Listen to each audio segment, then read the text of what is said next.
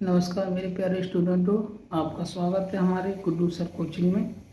तो मैं आपके लिए प्रतिस्थापन विधि से एक्सरसाइज 3.2 का 10th क्लास का सवाल x + y = 14, x - y = 4 जो कि प्रतिस्थापन विधि से हल किया जाएगा। तो सबसे पहले क्या करते हैं, हम सवाल का सवाल उतार लेते हैं।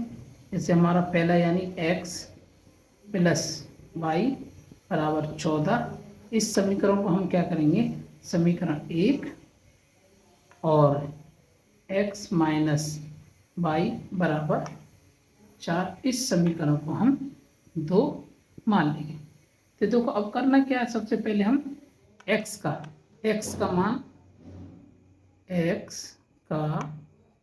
मान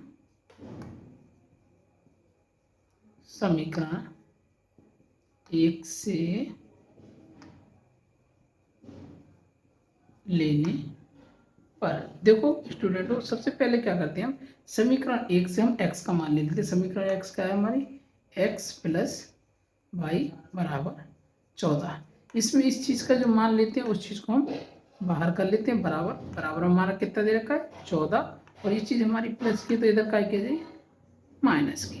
अब हमारी यहाँ पर x की वैल्यू कितनी आ गई, x = 14 - y, ये x की वैल्यू आ गई। अब इस x का मान हम क्या करेंगे, समीकरण 2 में रख लेंगे। तो x का मान समीकरण 2 में रखने पर, तो देखो स्टूडेंट, समीकरण 2 हमारी क्या है, x - y = 4। तो ध्यान दें हमारी समीकरण क्या है, x - y = 4, ये हमारी समीकरण 2 है। तो इसमें जहाँ पर हमारी x की वैल्यू जो दे रखी है, तो इस x की वैल्यू को x के स्थान पर रख लेंगे। तो 14 - y, फिर सेम y = 4। अब हमारा क्या है, y कितना हो जाएगा, 2y, बराबर में कितना हमारा 4, और ये हमारी ये प्लस की संख्या किस में आ जाएगी, माइनस में। तो 2y हमारी ये माइनस की 2y बराबर हमारा कितना आ जाएगा, 4 में से जाएंगे तो हमारे माइनस कितने आएंगे, 10। तो y बराबर -10 बटे -2, माइनस से माइनस हमारा कट जाएगा। तो हमारा क्या बचेगा, 2 × 2, 2 × 5 = 10।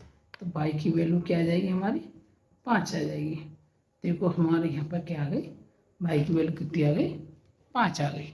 तो आप ध्यान देंगे, ठीक है।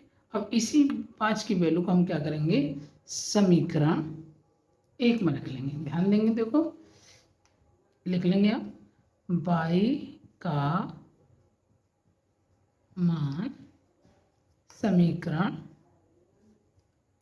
पहले क्या रखा था हमने, पहले वाले में समीकरण 1 में रखा, फिर 2 में रखा, अब फिर y का मान समीकरण कितने में रखेंगे, 1 में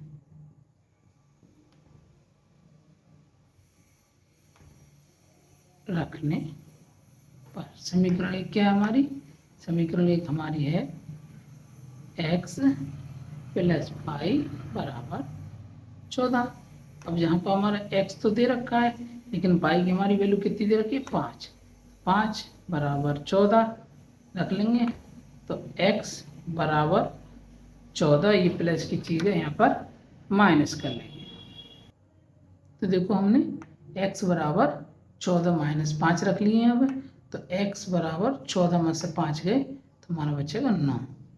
तो हमारे आप बिल्कुल सही तरीके से आप प्रतिस्थापन विधि को समझे कि x बराबर हमारा कितना है, 9, और y = 5, दोनों की हमारी वैल्यू आ गई। तो आप स्टूडेंटों इससे अच्छी तरीके से समझ गए होंगे कि हमारा किस प्रकार से सवाल ये हल किया गया है।